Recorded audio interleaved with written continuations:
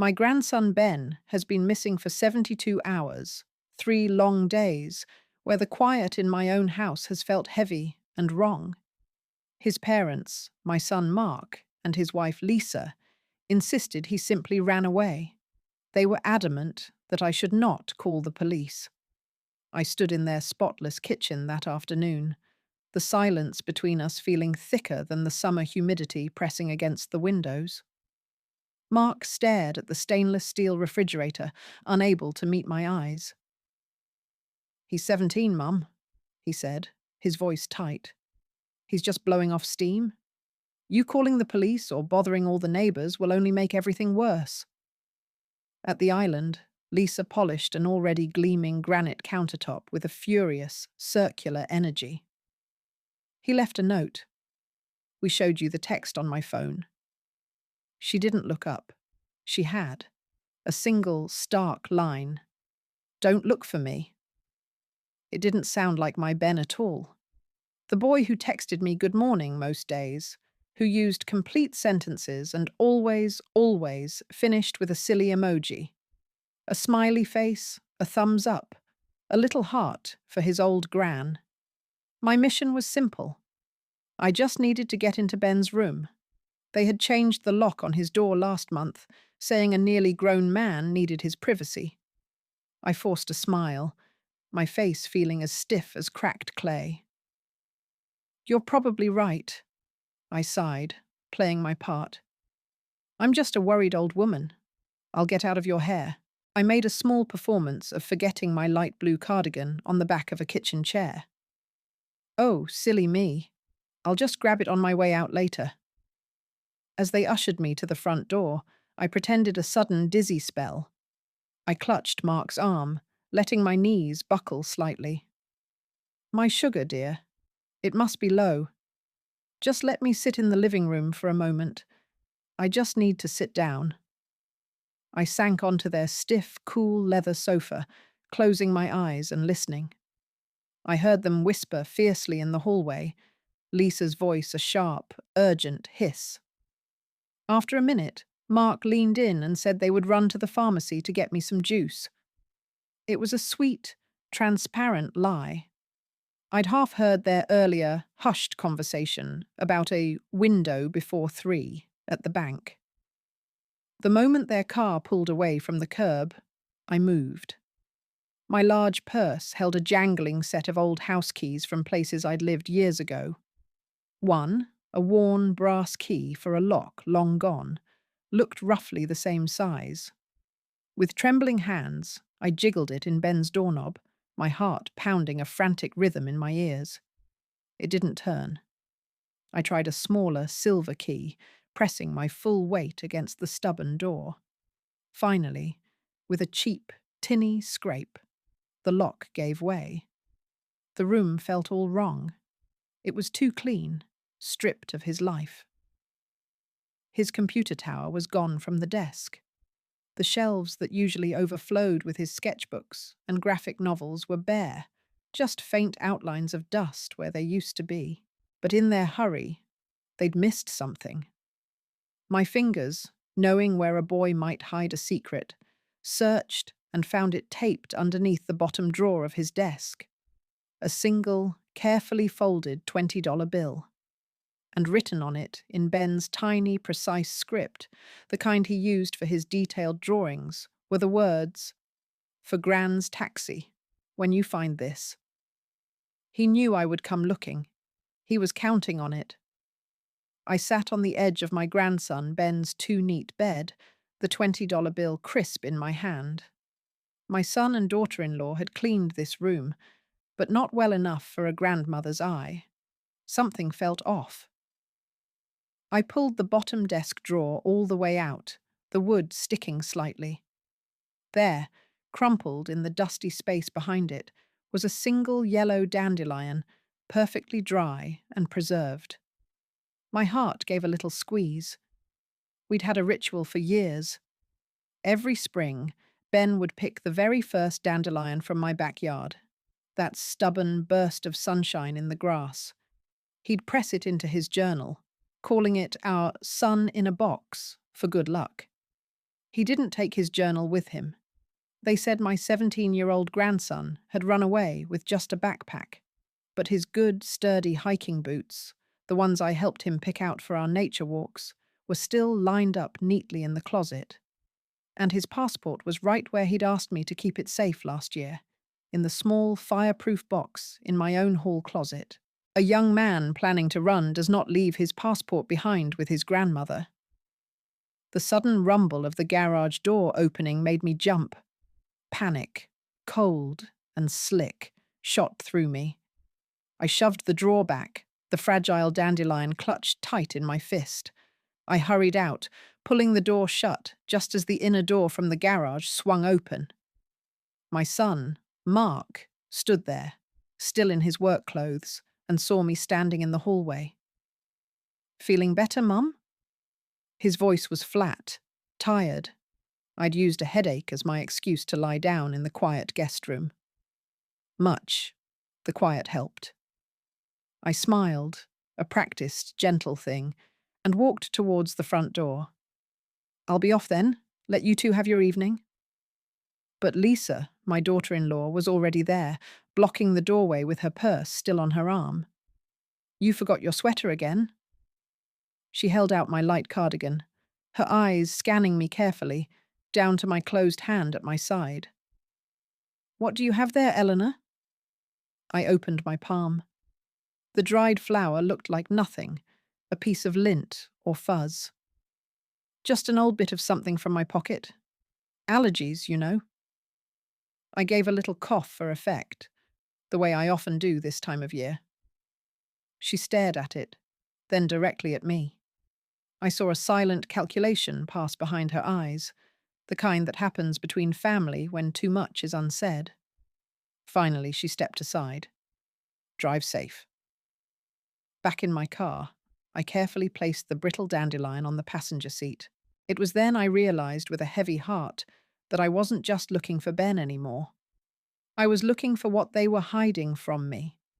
This search was the terrifying, sinking certainty that my own son was lying to me. They were watching me now. I could feel it. So I didn't drive home. I drove to the old Carnegie Library downtown, the one with the stone lions out front. Ben had mentioned using their public computers sometimes when he wanted, as he put it with a teenager's grin. No parental spyware. I had a library card, good for more than just books. And I had a $20 bill in my purse, enough for a taxi if I needed a quick, unnoticed escape from anyone who might follow.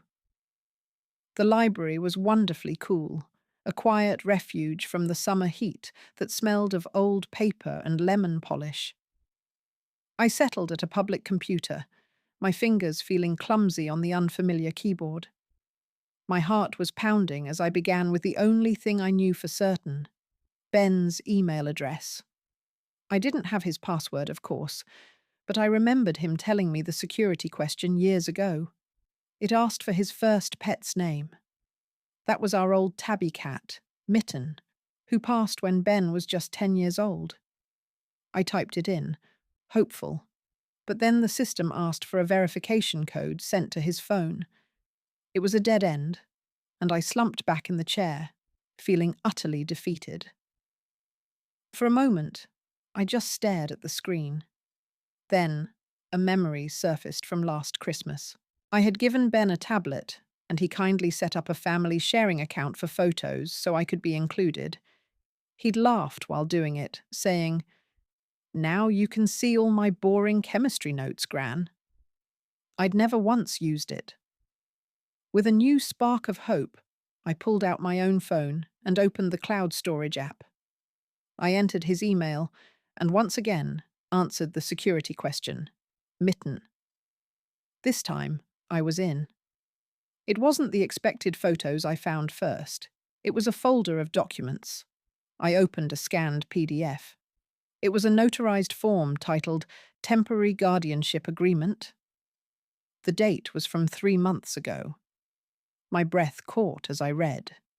It granted my son, Mark, and his wife, Lisa, the right to enroll Benjamin Michael Reed in the Bright Future Behavioral Retreat.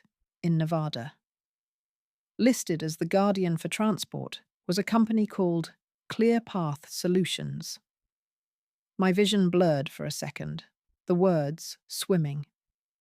I sent the document to the library printer, its soft, whirring sound the only noise in my quiet corner.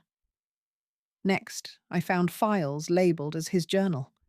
He had taken photos of each handwritten page. I opened the most recent entry, dated just 4 days ago. "They sat me down tonight," it began. "The investment didn't pay off. Dad's face was grey. Mum just cried. They said there's a place that can help me refocus before college starts. They said it's like a summer camp with tutoring. They've already signed the papers. I asked to call Gran. They took my phone instead. I've hidden the journal in the usual spot. If you're reading this, Gran, I'm sorry. I don't think this is about tutoring at all." The usual spot. Not in his room, which I knew they had completely cleaned out. I thought of the lone dandelion he'd left on my step, a marker only I would understand. Our usual spot was under the loose floorboard on my sun porch, where we'd hidden silly birthday cards and notes for each other for years. They hadn't thought to clean my house. I logged out carefully, gathered the damning printout, and left the library. The fear was now a cold, physical weight in my chest. My own son had sent his boy away to some strange facility, all to cover a bad investment that sounded more and more like desperate gambling. I needed to get home. I needed to check under that loose floorboard. The evidence wasn't hidden in their fortress of a house. It was waiting for me in mine. And with a sinking feeling, I realized Mark and Lisa might already be on their way there, too. My house felt different when I pulled into the driveway. It was empty, of course, but it felt watched, the way a room feels after an argument. I hurried inside, my keys jangling, and turned the deadbolt. The afternoon sun on the sun porch was too bright, showing every swirling mote of dust in the air. The silence was heavy. I moved the old wicker rocking chair aside, its feet scraping a harsh sound on the pine floorboards my husband laid decades ago. My eyes went straight to the spot. The third board from the wall had a tiny, almost invisible knot near the end. I'd fetched a hammer from the kitchen tool drawer. Kneeling with a creak in my knees, I worked the claw under the edge and pried it up. There, in the shallow space beneath, lay a simple black composition notebook, Ben's journal. On top of it was a sealed envelope with my name written in his familiar hand. My fingers fumbled as I tore it open. The note inside was brief and terrifying. "Gran, if this is here, things went bad. Mum and Dad owe a man named Carl a lot of money, from the casino. They talked about a placement program to clear the debt. They said it was a job for me, a paid internship. But the paperwork didn't look right. I heard Mom on the phone. She said, 'The initial fee clears 40%. I'm not an intern. I think I'm a product.' A cold, sick feeling settled deep in my stomach. I opened the journal to the last written page. The entry was rushed, the letters jagged with fear. Carl came tonight. Big guy, snake tattoo on his neck. He had paperwork. Mum signed. Dad wouldn't look at me. They're taking me tonight. Carl said, 'Delivery is before dawn. Going to put this in the spot now. I love you. Try not to hate them.'" I paged back through the lined paper. The journal detailed months of quiet worry. My son-in-law Mark losing his job. Secretive, hushed phone calls my daughter Lisa would take in the garage. Lisa selling her mother's pearl necklace and her own wedding band at the pawn shop. Then the mentions of Carl started. Ben, clever boy, had written down a partial smudged license plate number and the words Clear Path and Nevada. This wasn't a behavioral retreat for a troubled teen. This was a transaction. My grandson had been sold to pay a gambling debt. The thought was so monstrous, so vast, it left me numb and breathless. I needed more than just my own horror now. I needed proof that would stand up somewhere, to someone. I wanted to make them understand what they'd done. I had the journal. I had the guardianship form I'd found earlier. But they were just pieces of paper. I needed a lawyer, a real fighter, not the calm estate planner Mark always used. Time had already run out. Ben had been gone for 3 days. Delivery had already happened. Where was my boy now? Just then, I heard the solid thunk of a car door shutting outside. Through the porch window, I saw Lisa's white SUV parked right behind my old sedan. She was walking up the garden path, her face set in that determined, pleasant smile she uses when she's coming to ask for a favor. She was early for our planned visit. She was here for the journal. She knew. I slid the floorboard back, the journal and envelope tucked into the large inner pocket of my housecoat. I met Lisa at the front door before she could knock. "Mom, I was just in the neighborhood." Her eyes darted past me, into the house. "What a surprise! Come in." I kept my voice light. I walked slowly to the kitchen, forcing her to follow. I was just making tea. "I can't stay long." She lingered in the doorway, her gaze sweeping the living room. I think Ben might have left something here. A notebook. He's very attached to it. We'd like to keep it safe for him." "A notebook? I haven't seen it?"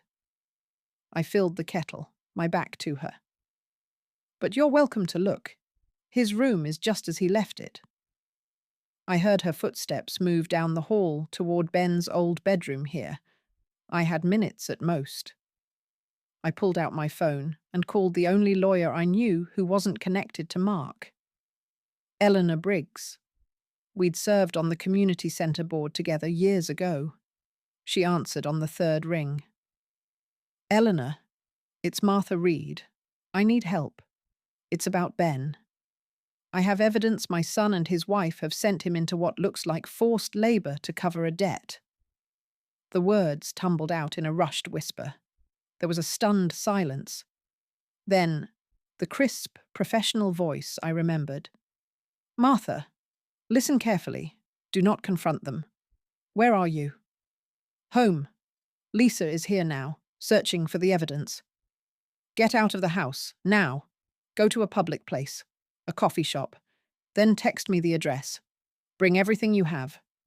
Do not go anywhere with her." The line went dead. Lisa's heels clicked back into the kitchen. "It's not there." Her voice had lost its false sweetness. "Are you sure you don't have it, Martha? She used my first name, a declaration of war." "Positive." I turned, the kettle beginning to whistle. "Tea?" "No." She stared at me, the mask gone. Her eyes were hard and scared. "If you find anything of his, you call us, immediately. He's our son. We know what's best." "Of course," I said, pouring the boiling water. "You're the parents." She left, slamming the front door. I didn't wait. I grabbed my purse, the papers and journals secure against my body. I drove to the busy Starbucks 3 miles away, my hands steady on the wheel. I texted Eleanor the location. Then I sat, a grandmother with a latte, holding proof her family was a lie. The question wasn't what I had, but what I would do with it. I wondered if Lisa was watching me from the parking lot right now. The vinyl seat in the Starbucks booth was sticky. I kept Ben's journal and the guardianship form flat on the table under my hands. Every time the door chimed, my heart jumped. It wasn't Eleanor who walked in next. It was my son, Mark. He scanned the room, and his eyes landed on me with a look of deep disappointment. He slid into the booth across from me. "Mum, Lisa called me, very upset. She says you're hiding Ben's things, telling stories." His voice was a low murmur. "You need to give me whatever you found. You're going to ruin everything. My only child felt like a stranger. Ruin what, Mark? The deal you made with Carl? I watched his face pale. The one where you sold your son to cover your gambling debts. He flinched. You don't understand. It was a placement, a tough love program. He'll learn discipline. He's not an intern. He's a product. That's what he wrote. I tapped the journal. His words. Mark's composure cracked. He leaned forward, gripping the table. You have no idea what kind of people they are. If I don't fulfill the contract, they come for us. For Lisa. For you. Give me the book, Mum. Let us handle this. The door chimed again. Eleanor Briggs walked in with her sleek grey bob and sharp pantsuit. A uniformed police officer was with her. They came straight to our booth. Mark's head swiveled. What is this? This is me not letting you handle it, I said. Eleanor gave a curt nod. Martha, this is Officer Dale? She's aware this is a civil conversation for now. She looked at Mark. You must be Mark. Your mother has shared concerning documents. We'd like to discuss Benjamin's whereabouts. Mark stood up abruptly, the table scraping. I have nothing to say. My mother is confused. She's elderly, she gets confused. He looked at the officer. This is a family matter. Officer Dale's expression didn't change. Sir, a missing juvenile is a police matter. If you have information on his location, now is the time. He looked from the officer to me, his eyes wide with betrayal and terror. Without another word, he turned and pushed out the door. I felt a piece of my heart tear loose and follow him. Eleanor sat down, placing a leather folder on the table. She looked at the journal, then at me. All right, Martha. Start from the beginning. Tell me everything. Then we are going to make some calls your son will wish he'd never forced us to make.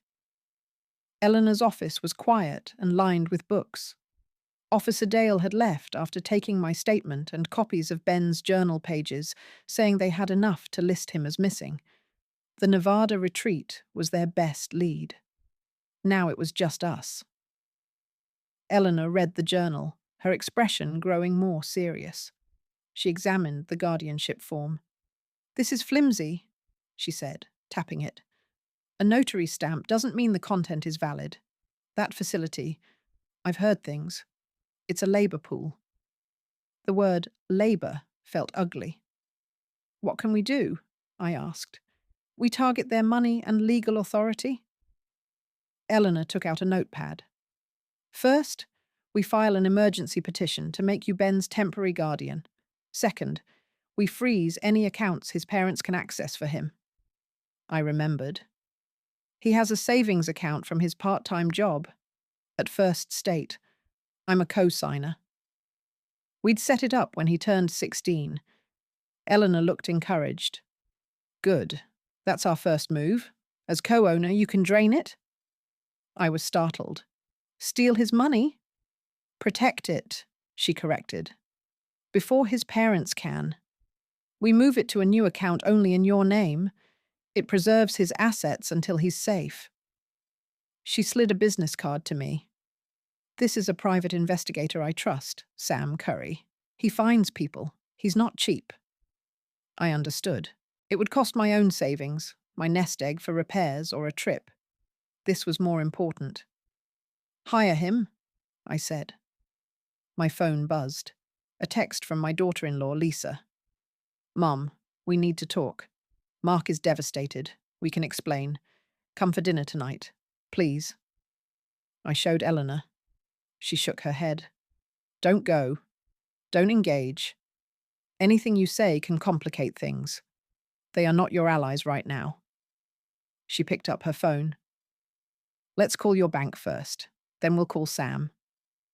I spoke to the bank manager, authorizing the transfer of Ben's 2,147.16 into a new, secure account. I felt a grim finality. I was financially disarming my own son. The line was crossed. I wasn't just grandma anymore. I was taking legal action. As I hung up, I recalled something odd the manager mentioned. 2 days ago, a large cash withdrawal was attempted from Ben's account at another branch. It was declined for exceeding the daily limit. The person trying was my son, Mark. Sam Curry was a broad man in his 60s, with kind eyes and a gravelly voice. We met at a diner off the interstate, a place with sticky menus and strong coffee. He read the documents while eating a club sandwich. "Bright future retreat," he mumbled, wiping his mouth. "Nevada LLC, a P.O. box, classic shell. Clear Path Solutions, same story. This Carl with the snake tattoo, that's a new detail." He opened his laptop. "That partial license plate Ben gave you is something. Nevada is the key. These operations often place young people in remote work, farms, warehouses, dubious sales crews.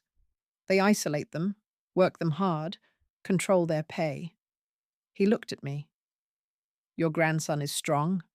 Resourceful?" "Very," I whispered, the thought chilling my blood.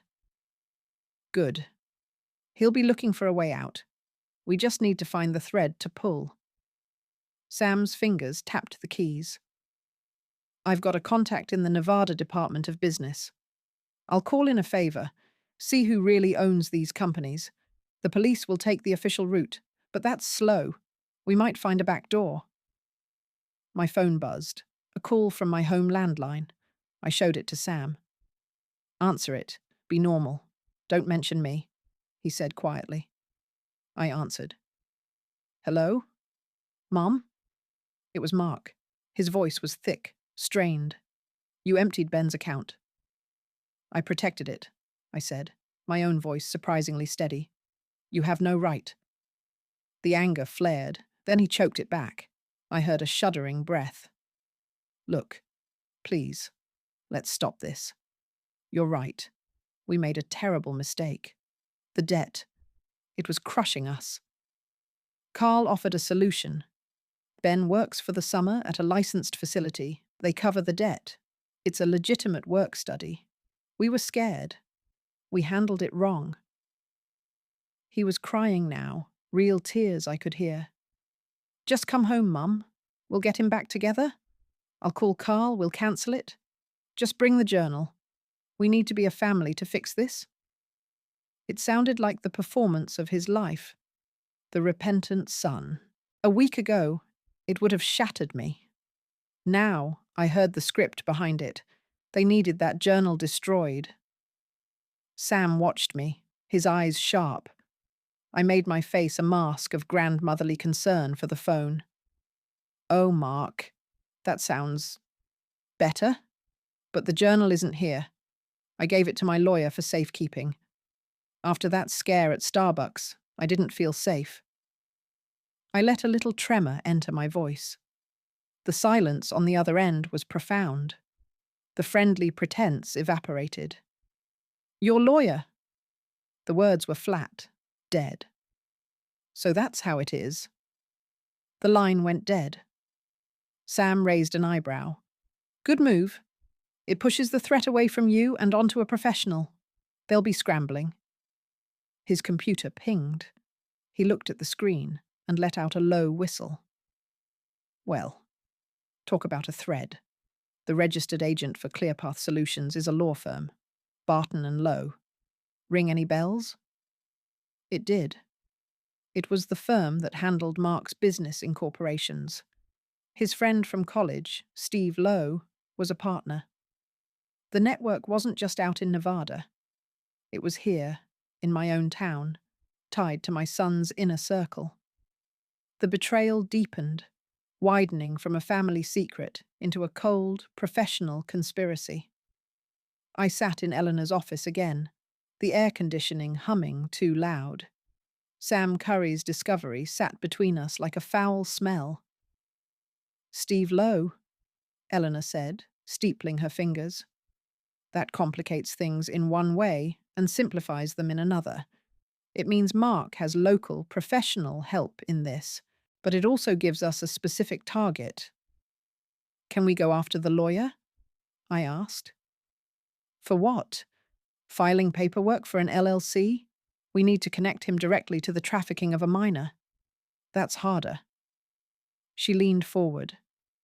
But we can use this. We have the emergency guardianship hearing tomorrow morning at 9. Judge Harper. I've already filed the petition with all the evidence. Mark and Lisa will be served notice. They will, without a doubt, show up with Steve Lowe. The thought of facing them in a courtroom with lawyers made my stomach clench.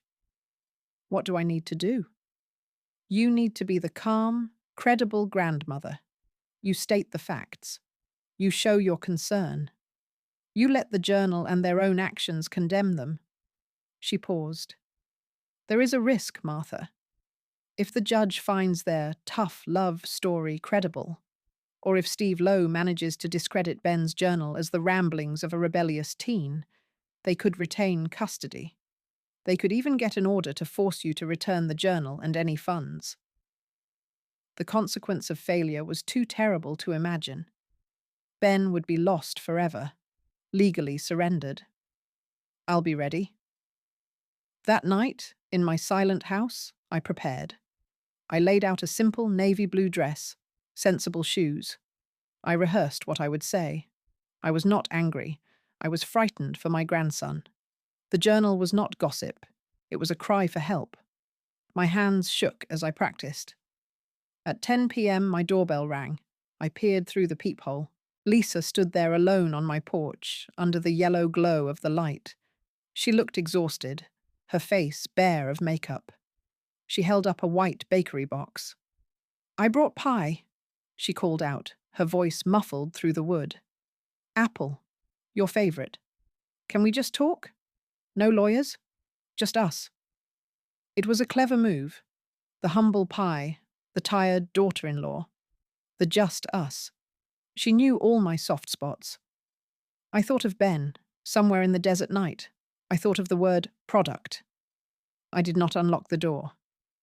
It's too late for pie, Lisa, I said through the door, my voice firm. We'll see each other in court in the morning.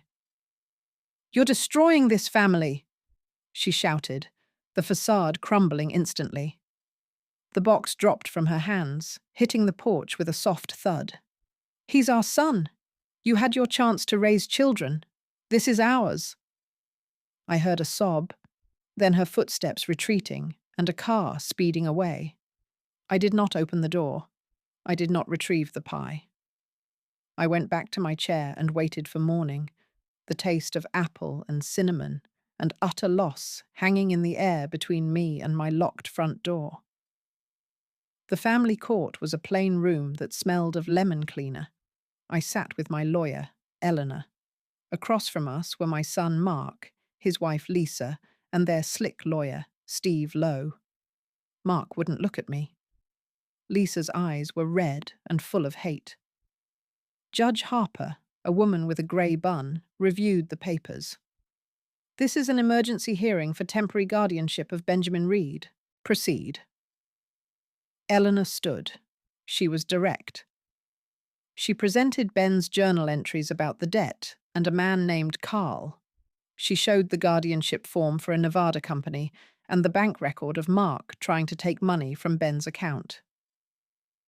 The grandmother seeks guardianship to find her grandson and keep him safe. Then Steve Lowe stood. He smiled a friendly smile.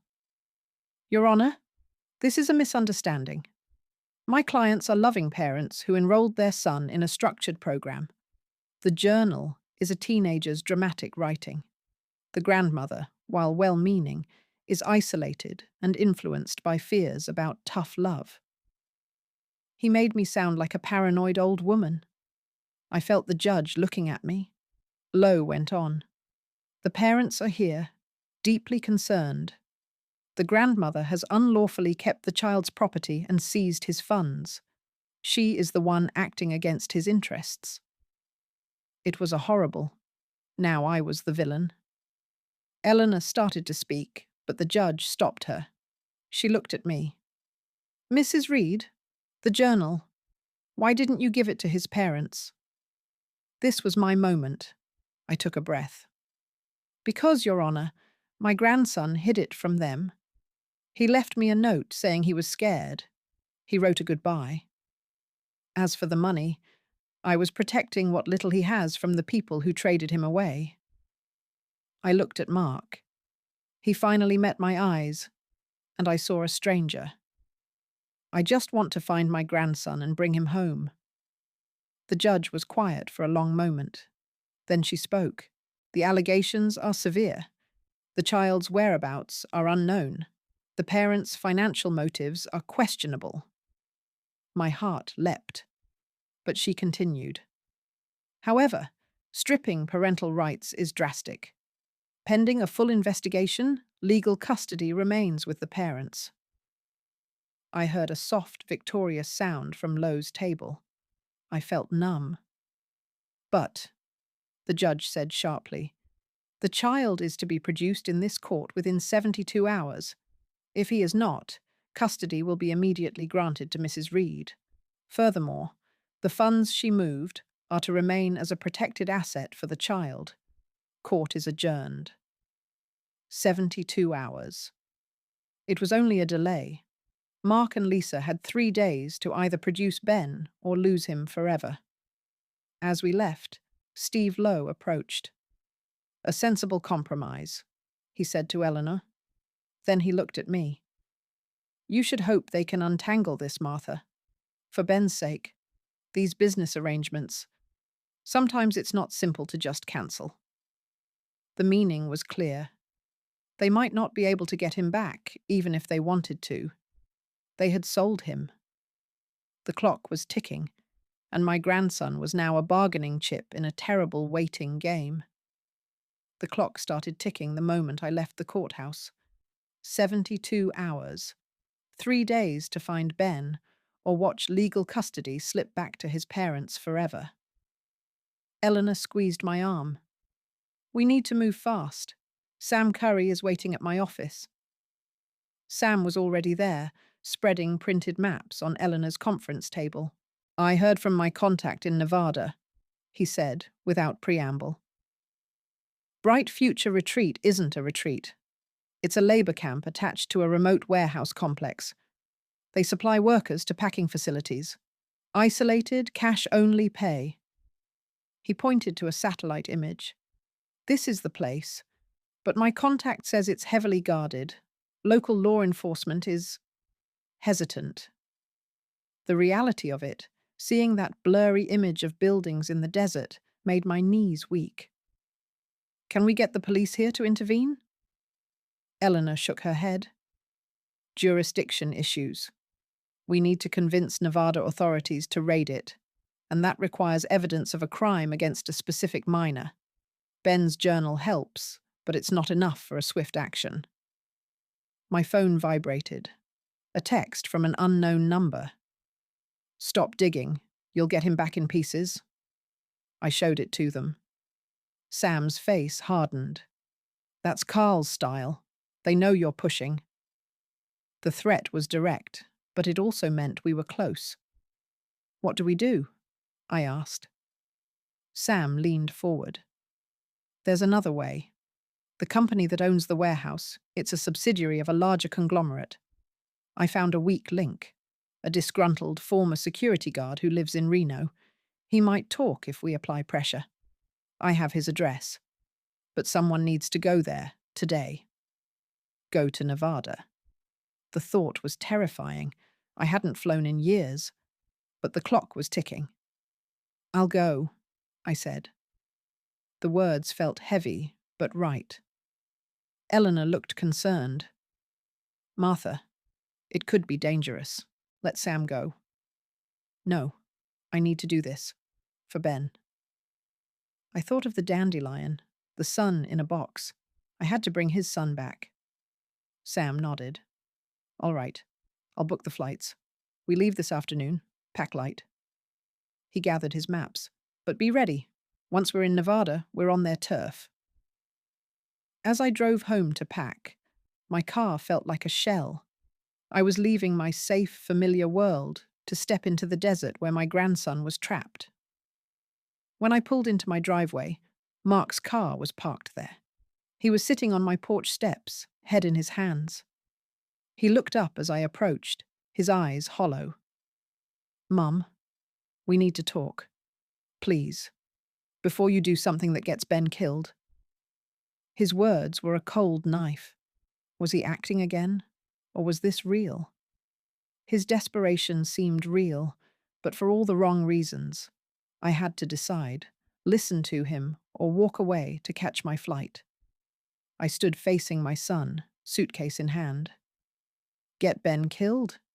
You're the one who put him in this situation, Mark." He flinched. It wasn't supposed to be like this. Carl promised Ben a safe job to clear the debt, but he changed the terms. Now he says if we don't get the journal back and stop you, he'll send Ben somewhere we can't reach. Mark's voice broke. "He's my son, Mom. I made a terrible mistake. I want him home." Pushing too hard risked Ben disappearing, but backing down meant leaving him. "Where is he?" I asked, my voice steady but cold. "I don't know. Carl controls that. Steve Lowe set it up. But even he can't get Carl to budge. Carl wants the journal destroyed and you to drop the guardianship." Mark pleaded. "Call off your investigator. Call off the lawyer. I'll confess to everything. Just let me try to fix this." His way had led here. I shook my head. "Your way is what got us here. I have a flight to Nevada in 2 hours. I'm going to find him." "No." He grabbed my arm. "You can't. Carl has people watching the airports. If you show up, he'll know. He'll move Ben." He let go, seeing my fear. "It's true. Steve told me. Carl's connections are bigger than we thought." My plan was already compromised. I felt trapped. Going risked Ben's safety. Staying lost time. I called Sam. "Change of plans. Carl knows about Nevada." Sam was quiet a moment. "All right. We work from here. The former security guard in Reno, I'll have a local contact visit him for testimony, but without you there, it's slower." Slower was not an option. I looked at Mark. "You want to help? Get me Carl's number. Now." Mark hesitated, then read off a number. I dialed, putting it on speaker. A gruff voice answered. "Yeah? This is Eleanor Reed, Benjamin's grandmother. I have the journal. I want to negotiate." A low chuckle. The grandma. Brave. But the journal is just paper. The boy is what's valuable. My blood ran cold. "I have money.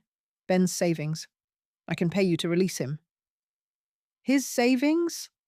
Carl laughed. "That's a drop in the bucket. The debt is 40,000. You want him back? Bring 20,000 cash. And the journal. Tonight. Alone. I'll text a location." The line went dead. $20,000. I didn't have that much ready cash. I had my retirement account, but getting the money would take time. Going alone was clearly a trap. But it was a direct offer. A chance. My phone buzzed with a text. An address for a truck stop 50 miles away, at midnight. Mark stared at me. "You can't go? He'll take the money and keep Ben? Or hurt you?" I knew he was right. But it was a thread, and I had to pull it. I stared at the text from Carl. $20,000 by midnight. I had only hours. My retirement was at the same bank as Ben's savings. I called the manager, saying it was a family emergency. He agreed to a cash withdrawal if I came in person.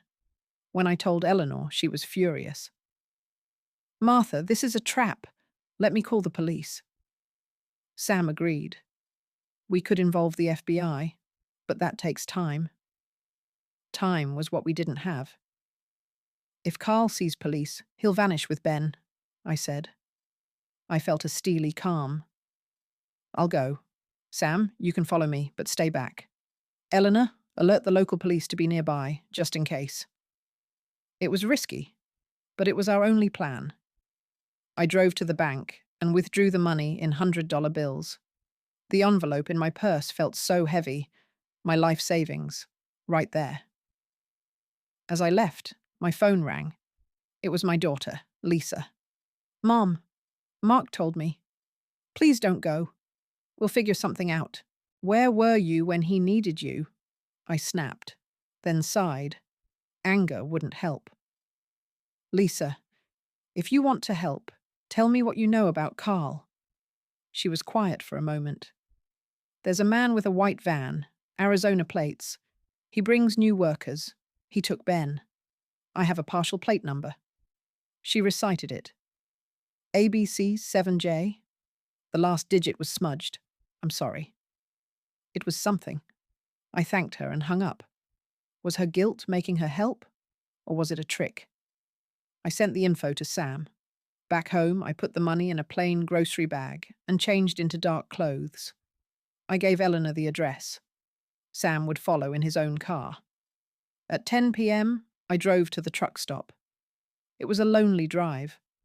I thought of Ben, hoping I was coming. I arrived early. The place was bright, with big trucks parked everywhere. I pulled in near the diner and waited, my heart pounding. A white van with Arizona plates drove slowly past. ABC 7J, I couldn't see the last number. It parked far away. My phone buzzed. "Get out. Walk to the van. Bring the bag." This was it. I grabbed the bag and stepped out. I walked across the asphalt. I spotted Sam's car near the entrance, but he stayed put. As I neared the van, the side door slid open. A large man with a snake tattoo on his neck, Carl, stepped out. He smiled. "Grandma, you got the money?" I held up the bag. "Where's Ben?" He nodded to the van. "In the back. Safe. Let me see it." I handed him the bag. He looked inside and his smile disappeared. "This is only 20. The debt is 40. You're short." I froze. The deal was 20 for his release. Carl chuckled. "The deal changed. Your son didn't tell you? With interest, it's 50 now. Bring me 30 more by tomorrow, or the boy goes to a mining camp in Mexico." He tossed the bag back to me. "Get the rest. Then we talk." He got in the van and drove off, leaving me standing there alone, clutching the money in the dark. I stood there in that cold truck stop parking lot, my sweater no match for the chill, watching the taillights of the white van vanish down the highway. The bag of money in my hands felt as useless as a stone. My grandson was still out there. Sam jogged back over, breath making little clouds in the air. "I got the full plate. Arizona ABC 7J8. I'm running it now." "But Martha, we can't keep playing this game. He's toying with you. He'll just keep raising the price." He was right, of course. This man, Carl, wasn't just after money. He was feeding on my hope, and I was running on empty. The drive back to the city was quiet, just the hum of the engine. I kept glancing at the clock. Less than 2 days now before the court's deadline to find Ben.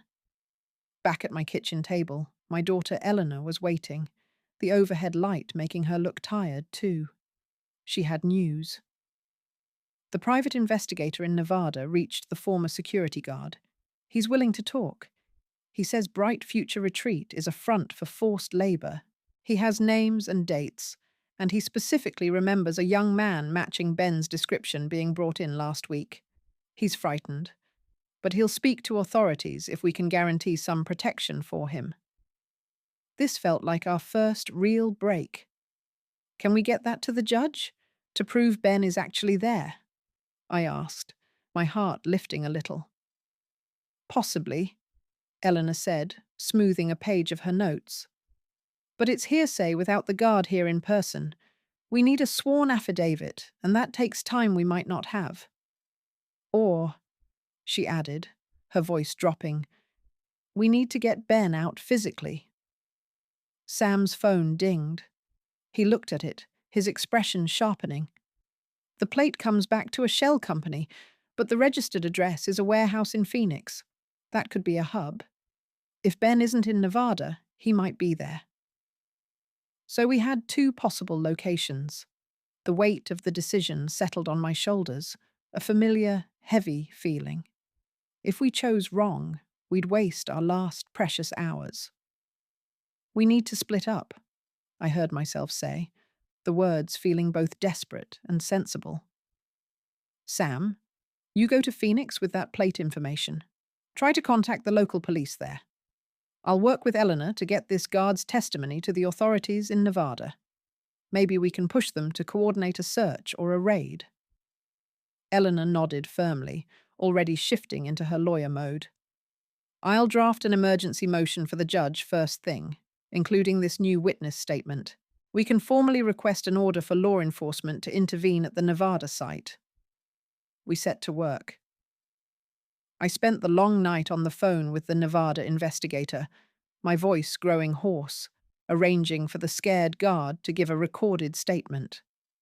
By a grey, early morning, we had the digital file. Eleanor rushed to file the motion with the court. As I was gathering my coat to meet her at her office, my doorbell rang. It was a delivery man with a certified letter. I signed for it with a sense of dread. The return address was from Steve Lowe's law firm. I tore it open right there in the doorway. It was a formal notice. Mark and Lisa were filing for sole custody of the grandchildren. The certified letter trembled in my hands. Sole custody. My son and his wife were using the courts to permanently cut me out of Ben's life. This was Steve Lowe's countermove. If they won, I would have no legal standing to ever see my grandson again. The timing was cruel, designed to overwhelm me as the clock ticked down. I called Eleanor, my voice tight. They're filing for sole custody. I expected this, she said, her tone grimly professional.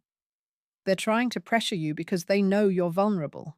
Ignore it for now. The emergency motion for intervention in Nevada is our priority. I'm heading to the courthouse now to file it personally. Meet me there. I drove downtown, the legal papers a heavy weight on the passenger seat. My world had shrunk to courtrooms and evidence. When I entered Eleanor's office, she was already on the phone. She covered the receiver. Good. The guard's affidavit is powerful. The judge has agreed to an expedited review at 11. That's in an hour. We worked in silence, organizing the documents. Ben's journal, the guardianship form, the bank record, and now the sworn statement from a man who had seen my grandson in a desert warehouse. It felt like building a case against my own family. At 10:30, my phone buzzed. It was Sam, calling from Phoenix.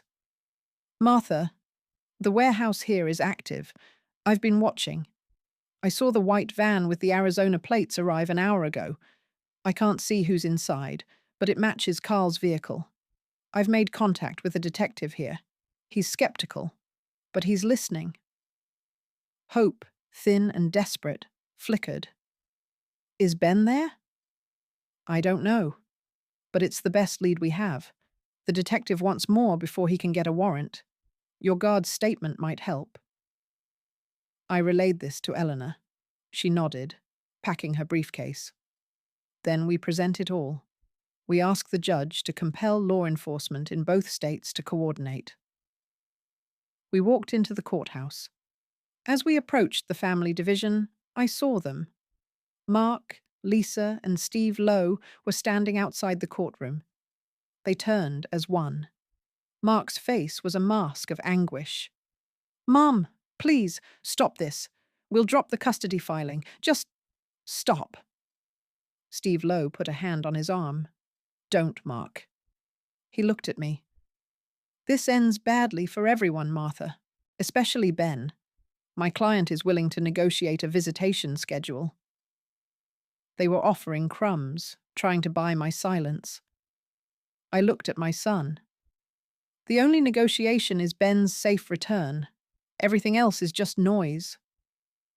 I followed Eleanor into the courtroom, leaving my son standing in the hall. The gulf between us was now a canyon, and I was on the other side, alone. Judge Harper took the bench, her expression unreadable. She reviewed our new motion. Eleanor spoke clearly, outlining the evidence of forced labor and the specific sighting of Ben in Nevada. She mentioned the related activity in Phoenix. We request this court order immediate law enforcement intervention in both jurisdictions to locate Benjamin Reed. Steve Lowe stood. Your Honor, this is speculation built on the fantasies of a troubled teenager and a disgruntled ex-employee. My clients have been cooperating fully. We are preparing to retrieve our son from a legitimate work-study program. This media-style conspiracy theory is harming the family. The judge looked at me. Mrs. Reed, this is a grave allegation. What are you trying to achieve? To bring my grandson home safe, I said, my voice clear in the quiet room. His parents can't do that. The man they owe money to has him. The evidence is there. I just want help from the people who can actually go get him. She was silent for a long minute. Then she spoke. I am modifying my previous order. I am issuing a directive to the county sheriff to contact their counterparts in Nevada and Arizona, sharing this evidence and requesting a welfare check on Benjamin Reed at the specified locations. Furthermore, I am appointing a court investigator to assess the parents' financial dealings relevant to this case. Temporary legal custody remains with the parents, but physical custody is hereby suspended pending the investigation. It was a partial victory. She hadn't given me custody, but she had officially questioned their fitness and triggered police involvement. It was a crack in their wall. As we left, Steve Lowe was whispering furiously to Mark. Lisa was crying. Mark looked at me, and for a second I saw not anger, but a profound, terrified shame. Back at Eleanor's office, we waited. The sheriff's department would take hours to make their calls. Sam reported no movement at the Phoenix warehouse. The waiting was agony. At 4 p.m, my home phone rang. It was Carl. Grandma, you've been a busy bee. Talking to judges, talking to cops. His voice was like gravel. That was a mistake. It's going to cost you. The boy is being moved. You want him? 100,000. Wire transfer. You have 1 hour to agree, or he crosses the border and you never see him again. He hung up before I could speak. $100,000. It was an impossible sum, a number meant to crush me. He wasn't negotiating, he was telling me I'd lost. I called Sam and Eleanor, my hands ice cold.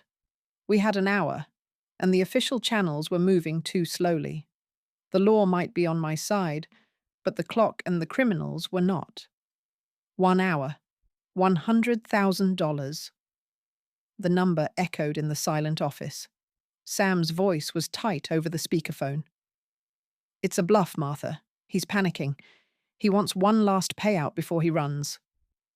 Eleanor agreed. But if he's moving Ben, the risk is real. The sheriff has the addresses. I'm calling the detective in Phoenix now. The threat of crossing into Mexico might spur them to act. I felt frantic. What can I do? Stay here. Be ready if Carl calls back, Eleanor said, already dialing. I couldn't just sit.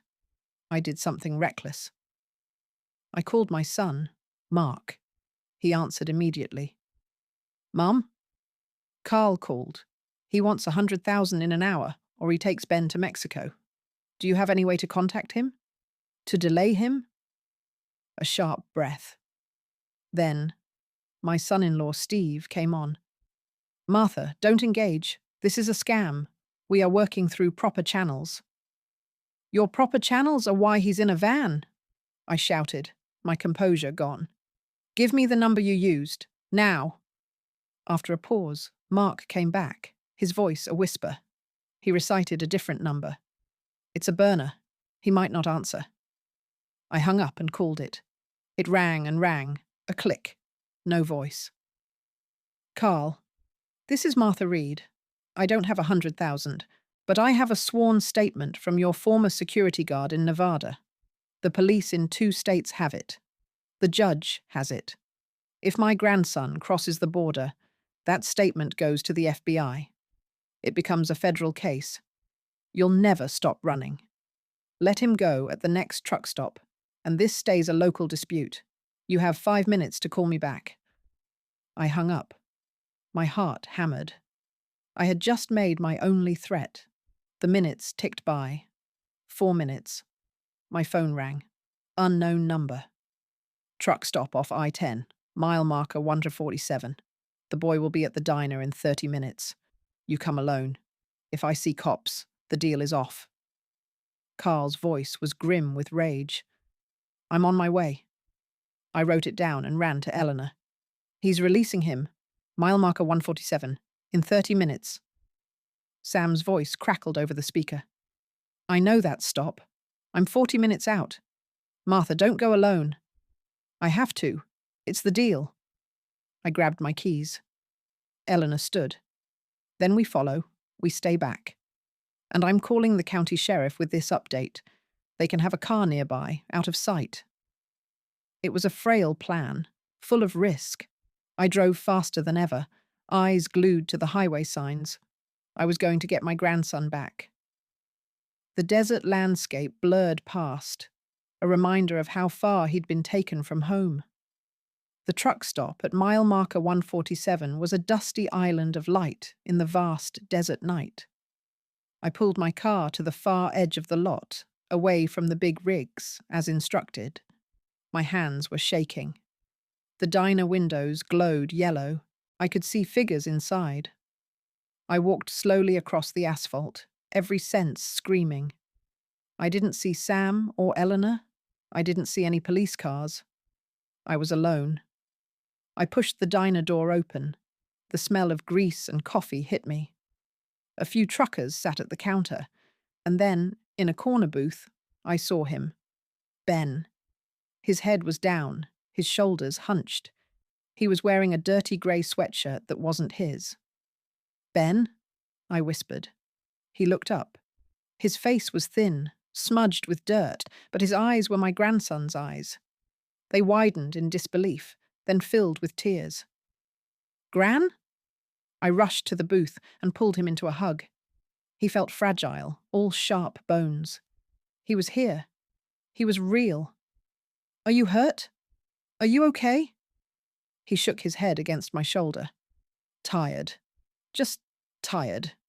They said you were coming. They just left me here. I looked around. No sign of Carl or his men. They had dumped him and run. The threat of the FBI had worked. I guided Ben out of the booth, keeping an arm around him. We walked out into the cool night air. Just then, 2 sheriff's cruisers pulled into the lot, lights off, but sirens silent. Eleanor and Sam got out of a car behind them. I held up a hand, and they stopped, giving us space. I got Ben into my car, wrapped him in the blanket I kept in the back, and gave him a bottle of water. He drank greedily.